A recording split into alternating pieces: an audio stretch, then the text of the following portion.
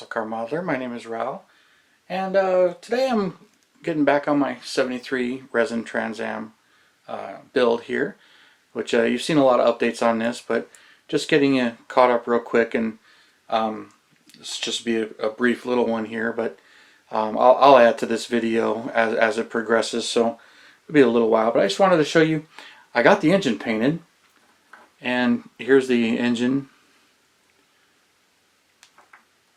And of course the oil pan, painted it separate, so it's much easier to get in there. But I'll be putting this together and painting it, and then I'll be doing the chassis black and interior black. But that's why I wanted to show you. But first, because I was talking about the different colors of engines and Pontiac, I painted this one French blue. That's what I had. That's pretty close, without getting too crazy. But I wanted to show you this website, so let me back this out just a little bit here. And I use this for reference. Back it out a little bit more. And this is PontiacPower.org. It's their website. It's a great website. It tells you 82 and up black, 77 to 82 is this color, 75 to 77. And here's what I went with. March of 1973 through 1974, all the Super Duty engines are painted this color. So in those years, it's that. And for a little while, you can see they painted the 71, 72 color and shot that. So I mean, it kind of shows you 71 through March of 73 is this lighter blue. Then 66 to 70 is this metallic blue, the light metallic blue. And the different years and the different colors of engines. So Pontiacs were definitely colorful when it came to their engines. But it was all by the year. But I figured I'd share this info for you guys. If you really know your Pontiacs, you're probably aware of this site. But PontiacPower.org, that's where I was getting my information. And I was going with that color, and this French blue was pretty darn close. So that's what I chose for that. And then another thing I did was I talked about I'm going to convert it to a stick. So you can see the console right there. I cut the automatic section out. And originally I was just going to cut that out, reset and set that, and put the shifter in it. Here's the shifter I pulled out of my parts box. But that goes in there and it's recessed. I'm holding it up for the camera and then putting it in there, it doesn't quite fit. But with all my reference material and everything I was looking at, the shifter was actually a bit farther forward and off to the side and wasn't quite so big. So I decided I'm going to fix that. So I put in a plastic plug there and I plugged it. And that came out alright, and then I cut a new hole. It was kind of thin. So then I used epoxy putty. You can see it on the back side here. And I mixed it up and squished it in there. And pushed the hole that I needed and just shaped it. And I let it harden. Kind of a different way of doing it, but I've done it when you got to build something up or do something different. Or even like building fender flares or filling in gaps. So that's, to me, is epoxy putty. And I even use small tiny little strips of that to extend the spoiler and reshape the spoiler. Remember though, I was working it and I needed to make it longer, so you can see it right there. It's in primer. I still need to sand, but I figured I would show you this step as I epoxied it so that you can see it. And that's just shaping it with my finger and pushing it with a hobby knife and moving it around, getting it to where I like it, and then letting it harden, and then shot some primer on it. So I do have a little bit more body work to do, but I figured I would show you that little update and where that is, so you can see how it's working out. Now this is going to get another shade of primer, or I'm just going to semi-gloss black it. So I'll start getting the interior detailed and painted, and the chassis painted, and the engine I've already got painted. But I wanted to, before I got too far, show you that. And then for reference, this is the Tamiya epoxy putty. This is what I've been buying. I don't know if it's available in the States. I've been ordering it online out of Japan and usually waiting a month for it.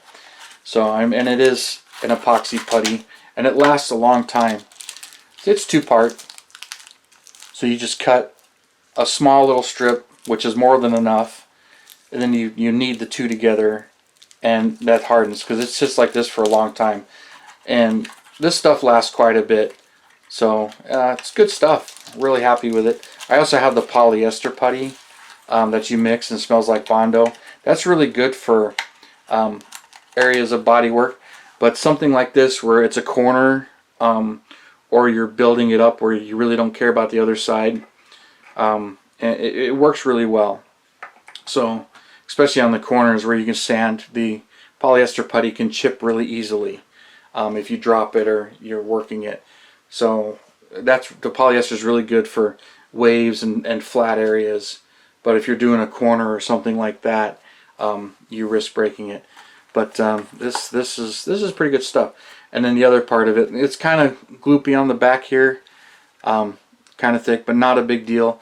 This particular chassis, there's plenty of room in the trans tunnel for when I put the chassis. Matter of fact, when I put all this putty in, I squished the two together and made sure I had plenty of room. Another thing when you're working this stuff, it tends to stick to your fingers, so keep licking your fingers with just saliva or even just dip it in water, and it helps work it and knead it, and it doesn't stick to your fingers. But it starts to stick to everything pretty good.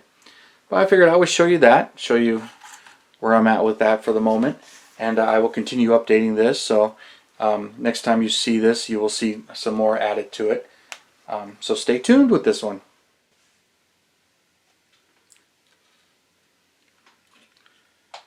Well, this one's really getting down there to the last stages of this. Bodywork is done. I got all the bodywork done to the body. I finished sanding on the spoiler there, and got the last layer primer on it. And I've really been working some of these areas. And I don't prime the entire car all over again. You know, some of the areas where I sand and keep working and tweaking, I'll re-prime just those areas and only the areas I work on.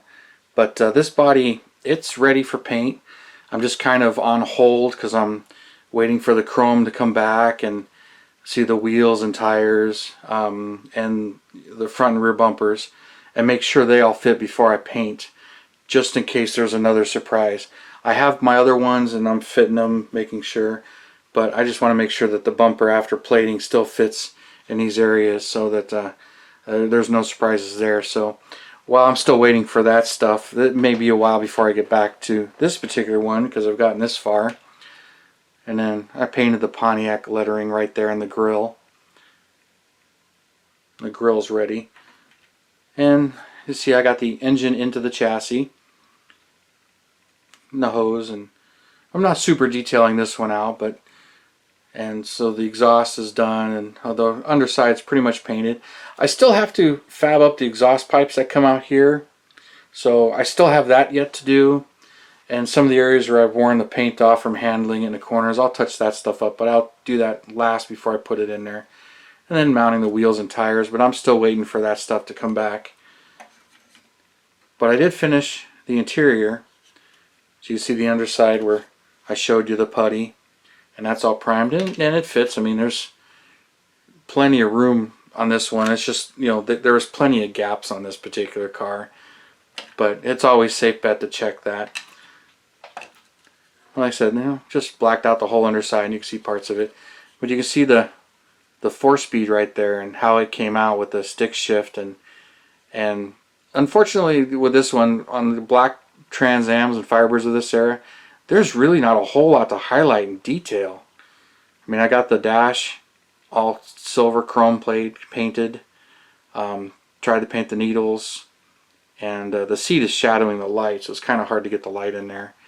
But and then some of the chrome highlights on the door panels, but there really isn't. I mean, it's literally a sea of black on this particular car. But I really wanted to go with the black interior and the green. I didn't want to go with another beige interior or green interior with this one. I really wanted to go with the black. But I'm real happy with the way the console came out on this one, converting it over to a stick. It just looks great. I didn't change the pedal. You really have to get in the right angle to see the pedal. But I got that done. And the steering wheel, the spokes on the steering wheel, the Formula wheel, were black. I was almost ready to paint them chrome, but in '73 they were black because I'd seen some chrome, but all the reference material I had, they were black. But she's looking real good. Definitely all vinyl with the semi-gloss with how it shines. But real happy with this and the way she's coming along. So it won't be much longer as far as what I got to do to build it. Got to paint it, decal it, clear it, foil it. So the rest of it's all the body. But everything at this point fits. I had a lot of sanding on the inside to do and smoothing out and trimming the glass to get it to fit. I'll show you more of that later. And she's pretty much ready for paint, but other than just waiting for those pieces to come back from chrome. But so you guys stay tuned, and thank you for subscribing, and thank you for watching and hitting that bell button, getting all the latest alerts, and appreciate the comments and following along. Feel like I'm going a little too detailed into this one step by step, but you guys seem to be liking that, and so I appreciate the positive response there and everything. And thank you for tuning in. You guys have a wonderful day.